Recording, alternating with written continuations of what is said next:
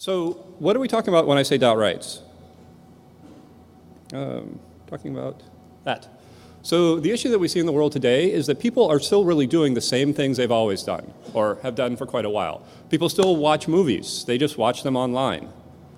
People still keep track of their friends and their contacts and their possible dates. They just track them using Facebook or other sources of other online contact resources. People still want to know where they are and where they're going. They just do it using their phone or an online map. Now, sometimes it's not accurate and it tells you you're in the middle of the Hudson River, but apart from that, people are using technology for great things. And of course, talking today, people still read extensively, still get information about the world, about their interests, about what they care about through books. But many people do this not through a paperback or a hardcover, but through a digital book, through something that's electronic, something that's conveying the same information to the reader, maybe more, maybe richer. There's been a lot of talk about that already, but it's still what people have been doing for a long, long time. And our goal is to make sure that this old thing still works too. That the United States Constitution, that our freedoms, our individual rights are still protected, are still respected, are still as strong as ever and even growing in the context of the new world that we live in, the context of this world. So I like this slide, first of all, because it's a lolcat and it's cute and it's wonderful. If any of you know Ethan Zuckerman, he's one of the founders of Global Voices, kind of an internet think tank type. He came up with what's called the internet theory of cute cats. The theory essentially says the reason that repressive governments can't shut down the internet and keep activists and dissidents from communicating with each other using the internet is because all the people who only use the internet to share pictures of cute cats would get up in arms. So you have the protection of the masses around the rights of the people who are really using this for exciting things. And that's absolutely true, and this is what we look for, and this is how we frame our rights and our understandings, is that the right of privacy, the right of free speech, the rights under our Constitution are for everyone. And in part, it is to protect the people who really and truly need them, who are being charged with a crime and need to know their privacy is committed, who are trying to say something that is controversial or unpleasant and need to know that they have the right to speak. But it turns around, too, because their rights protect all of our rights. The people who say unpleasant things make it okay for us to say something that we might not be able to if everyone who wanted to could shout us down. The right to privacy protects everyone in the places we go, in the things we do, and in the books we read. Because people read all sorts of things about all sorts of sensitive topics: religion, health, sexuality, politics. People are consuming information from books that convey and record a lot of information about who they are, and they deserve and have long had the right to protect that information. The problem that we're seeing in the modern world is that it's not as simple as it used to be, because it's no longer a library or a bookseller who has information about reading records, or maybe who doesn't have information about reading records. And you don't have to go to the person anymore. There are intermediaries. There are many, many of you in this room who are intermediaries for books, who are selling books and recording transaction purchases, who are looking at metrics like how many people complete the books, or which page did they flip through recently, or do they actually ever read the books that they buy? Do they skim through the vampire novel so it goes off the front screen of their Kindle? I love that. And the problem with intermediaries is that now you have a second source of information. You have a second group that's collecting information about readership. And as I said, in the traditional world, we've had strong protections for books. Books are treated as something special. So libraries, for example, every state in the country has laws protecting the privacy of library records. Of course, that's the second line of defense. The first line of defense is the librarians themselves, who are very protective of their readers' privacy, who often don't even keep records about the books that have been checked out. You return a book, it's deleted, it's gone. But there are laws in place for libraries. There have been several states, including ours, which I'll talk about in a moment, that have laws for booksellers, for people who sell books directly, and they specifically have protection from demands for information. But when you add in the intermediaries, the people who aren't necessarily selling the books, the people who aren't necessarily publishing the books, but the people who are in between somewhere, who are collecting data, who are able to see what people are reading, who they're sharing it with, how they're using and consuming this sometimes very personal, very sensitive information, then we run into some problems that we are still working to resolve. So Congress, in its wisdom, actually passed a law dealing with some of this electronic information, not just about books, but about everything we do. They passed a law called the Electronic Communications Privacy Act. The idea was, okay, people are using these cool new computers and technology to do stuff, to save their records, to access information, and we don't want this all to be left out in the cold. So we're going to pass a law. We're going to do something that actually gives people some level of protection for the information that's being created and stored and collected by online companies or in digital form in all sorts of different ways. There are a couple of problems with this. The first problem is that it's a very confusing and tough to implement law. There are 6 different levels of protection for email, depending on whether it's in transit, whether it's been read, whether it's a draft, how long it's been in storage, all sorts of different things that make it very confusing, convoluted, tough for people to understand. But that's not the real problem with the law. The real problem is that this is the Electronic Communications Act of 1986. How many people in this room weren't born in 1986? How many people had Kindles in 1986? Oh, darn, I thought there was a really early prototype out there. So the issue that we have is that we have law in the United States, our federal law that is best designed to protect personal information, reading records that are stored online, that are stored in electronic format, was written before anyone thought of buying a book online, let alone reading a book online. Since 1986, a lot of things have changed. We have iPhones and mobile phones and Kindles and Fires and all sorts of things. We have Facebook and social networking. We have search engines. We have Amazon and online commerce. It's all because, of course, we have the World Wide Web, which also wasn't there in 1986. There was an internet. It was no longer DARPANet. People used things like Gopher on it and FTP.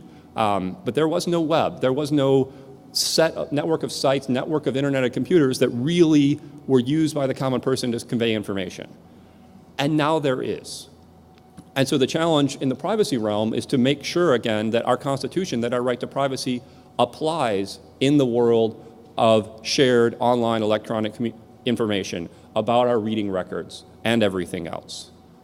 As I said, states are and we are starting to address this. And fortunately, and for those of you who were here last year, you heard my colleague Nicole Ozer talk about the Reader Privacy Act. So California is the only state in the country that has a specific Reader Privacy Act designed to protect all sorts of reader records. Online, offline, bookseller, intermediary, it doesn't matter. If it's a record about what someone reads, it has very strong protection. It has stronger protection, in fact, than almost anything. Law enforcement that wants to access this information doesn't just need a search warrant, they need more than a search warrant. They have to say, we can't get this information by any other means, that we are collecting only the information we need for this investigation and nothing else, that we are limiting access to this information. Same with civil parties. And there's also transparency involved so that customers and users of these book services can see how much this is going on, how many demands are being received, so that people have a better idea of what's going on in the world. Unfortunately, well, it's great for those of us who live in California, but this doesn't apply in the rest of the country. And there are very big questions about how well protected reader records are, and they come up in all sorts of weird contexts. 2 years ago, North Carolina sued Amazon. They said, we want to know, we don't believe you, we believe we should be collecting use taxes from everyone in North Carolina who bought a book through Amazon. Legally, most states have, if you buy something in the state, you pay sales tax. If you buy something elsewhere and ship it in, you pay use tax. Nobody complies with it. North Carolina went after it. And so they went to Amazon with a subpoena without even a search warrant and said, tell us everything that everyone in North Carolina bought on Amazon. Everything that they bought this year. All the books they purchased, all the information you have about their books, their movies, their videos, and everything else they bought on Amazon, which is, of course, far more than books. There was a court case about this. ACA was involved. Fortunately, the North Carolina Department of Revenue backed down. They agreed, okay, just give us some aggregate numbers, not the details, not the specifics, just what we need. But there is a very real question legally as to what would have happened at the end of that case. And other cases like that where government, where private parties are seeking information about what people read. So we have a long fight ahead of us and a big challenge ahead of us to address how do we make sure that reader privacy is protected, not just in California as it is now, but in the entire country and across the world. And not just now, but in the future. We tried to write this to encompass reading as a concept, not just e-readers and digital books of the 2011. But the reality is technology will change, and we will have to make sure our law evolves. One of the things we try to do, again, nationally is bring update to this Electronic Communications Privacy Act and to other things to protect digital records. And we do so through a coalition called Digital Due Process. This is a group of companies, large and small, of nonprofit organizations from all sides of the political spectrum. It's odd you see ACLU and Citizens or Americans for Tax Reform on the same issue. But this is something where there are many people who really want this to be protected, who believe that our Fourth Amendment, our right to privacy, doesn't stop when we use a Kindle or go online or anything of the sort, that we have the same protections online and off. And so we're advocating for change at the federal level, but we have not won that battle yet, and we will be very interested to see how our next administration, whoever it is, and our next Congress respond to this issue. So that's half of what I want to talk to you about. The other half is freedom of speech, which is, of course, for many people, even more fundamental right than privacy, the right to express yourself. And this is something that obviously I think most of you are quite interested in because you are publishers, you are authors, you are intermediaries, you are helping people to express themselves.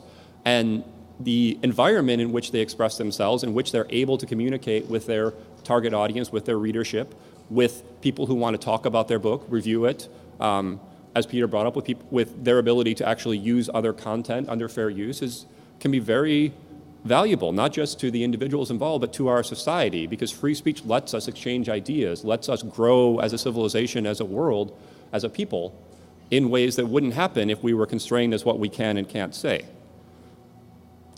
Of course, the same interesting thing happens here, which is that we have the internet, which is a wonderful medium for speech. It is not necessarily the cause of unrest and change across the world, but it is certainly helping that happen. It is encouraging people to express themselves. But at the same time, the internet is filled with the Amazons of the world who are able to control and choose what people see and what people don't see. And I said nice things about Amazon before, so I can pick on them a little bit now. For, of course, this incident. So it was a few years ago where Amazon listed on their website a pirate copy of 1984, George Orwell's 1984. Actually, so they had it on their website, they sold a bunch of them, and then they realized, oops, we made a mistake. And instead of just pulling it down, they actually went onto people's Kindles and deleted the book from people's Kindles. I'm not sure they could have picked a better book to do that with than 1984, but this becomes an issue because companies make choices, respond to pressures, legal or otherwise, that impact what people can see, what they can read, what's simply available to them to consume. There have been other cases where even people who aren't directly involved in the publishing process have been pressuring and adjusting and trying to affect the way that publishers, authors, others are able to distribute their content. eBay recently decided that its contract with credit card companies required it to prohibit payment for a broad range of erotic content, all very legal. Probably most of these vampire novels would have been, if someone actually read them through instead of skimming them to get them off their Kindle, would have been covered. And they decided, we are not going to authorize funding for that. We're going to basically cut these sites off. If you want to use PayPal, you can't publish this information. You have to take it off your site. So they're using pressure, not legal pressure, but commercial pressure to really impact what's available to the world, how people can publish their information, how intermediaries and booksellers can actually be a platform where people can really express themselves and say whatever they want to and still make money from all the people who want to pay via PayPal. So we see this as an issue too. And again, there are others as well. We have Facebook, for example, where people maybe, I don't know if people are publishing on Facebook that much, but people certainly talk about books on Facebook.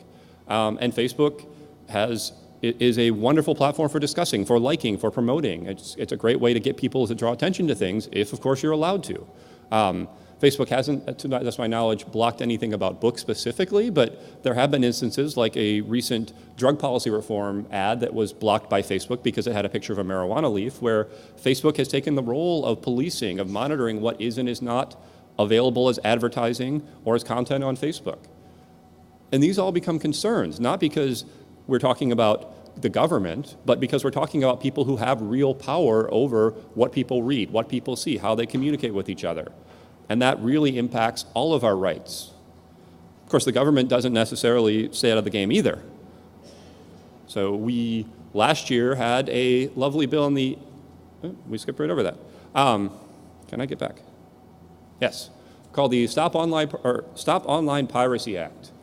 This was essentially an act that would have given content owners, rights holders, a great deal of authority, not simply to take down information under the DMCA, but actually to shut down entire sites, entire domains, without trial, without anything else, in order to protect their content. And while we certainly understand that rights holders have a very real interest and need in the digital world to protect their content, it can't be done with a blunt tool that suppresses speech for so many people. So we are very concerned about the way that the government is trying to be involved, trying to adjust the balance of power so that speakers are constrained for the interests of others. Because again, our goal is to protect the Constitution, to ensure that individuals in this country have the rights of freedom of speech, have the rights of privacy, that this doesn't change because they now read a book using a Kindle instead of a paperback, that this doesn't change because they want to self-publish using one of your great services instead of going down to the copy shop and printing at Kinko's, that this doesn't change because we live in a world where technology is enabling great things. Technology is almost always, not always, a two-edged sword. It enables wonderful things, it allows people to do lots of positive things, but it can constrain and undercut our ability to act as well. And so our job is to make sure that, not that we block technology, not that we say you shouldn't be collecting this data, you shouldn't be monitoring speech on your site, but that you're doing it in a respectful way, that you're understanding the value of privacy and of free speech. And that's why we came up with a campaign a couple of years ago called Demand Your dotRights. So the idea behind Demand Your dotRights is, again, that we live in a world where the government is not the only intermediary, the only power, that we have online companies that have a great deal of authority and a great deal of ability to both advocate for speech, to push for their users' privacy, to do more, as Michael said, to protect privacy, to think about ways, how can I collect data? How can I use all the data I collect without retaining individual records that could be used to hurt somebody? Thinking about ways, how can I monitor my site to make sure that there's nothing illegal on there, but I'm also not suppressing actual legitimate speech? How can I navigate in a world where there are many, many forces involved, and how can I make sure that I'm doing it in a way that respects not only my partners, my customers, my authors, my readers, but also the rights of everyone involved, their privacy, their free speech, their ability to enjoy the protections that we've all so long enjoyed under the Constitution in the world we live in today. So that's kind of what our mission statement is in the modern world, or my mission in particular. And with that, I will open the door for questions if anyone has any. Think I have some time left? Great. So, does anyone have a question for me? Did I put you all to sleep before coffee time? No. Brewster. There's a logo on your surveillance organization slide with AT&T, which is a little surprising to me. The EFF is found there. That one. They're helping spy on all the traffic that goes through their data lines. I'm not sure. The question isn't why are they a member of this august group, but are they still doing this? Is it still going on? Is this a challenge to reader privacy? The question is AT&T, despite being a member of the Digital Due Process Coalition, still spying on everything that goes through their networks? The lawyer answer is, we are not certain of that. The reality is there is no evidence that they have stopped doing whatever they were doing in the hidden room. So there's a long-standing lawsuit that was recently resolved against AT&T in particular, for allegedly cooperating with the NSA, having a secret room, at least in their San Francisco facilities. We don't know of any secret rooms elsewhere, but it would be unsurprising to find that we weren't the only place, where NSA had access to virtually all of the traffic going through AT&T's networks. That we have nothing has suggested that whatever was going on in that room has stopped. However, Congress decided to pass a law called the Foreign Information Surveillance Act Amendments Act, or the FISA Amendments Act, that, among other things, retroactively gave AT&T immunity for any laws they may have broken while cooperating with this program that may or may not have been going on and may or may not still be going on. This is not our favorite law. So there is still a lawsuit against the NSA and various other government parties for their part in this, because AT&T couldn't legally hand over information, NSA couldn't legally obtain the information. So we suspect that these activities are still going on, but there are no details available. And the lawsuit, and ACLU has been involved. We were more involved in the lawsuit against AT&T itself. EFF has been driving the lawsuit against the NSA, and that is still going on. And we hope someday to shine some light on what exactly has been going on with this, because it is implicating reader privacy and every other sort of privacy when everything that goes through AT&T's network, every URL you visit, every Kindle, everything you download through their network is visible to the company, and they're handing it directly over to our intelligence agencies. Anyone else? All right. Well, thank you.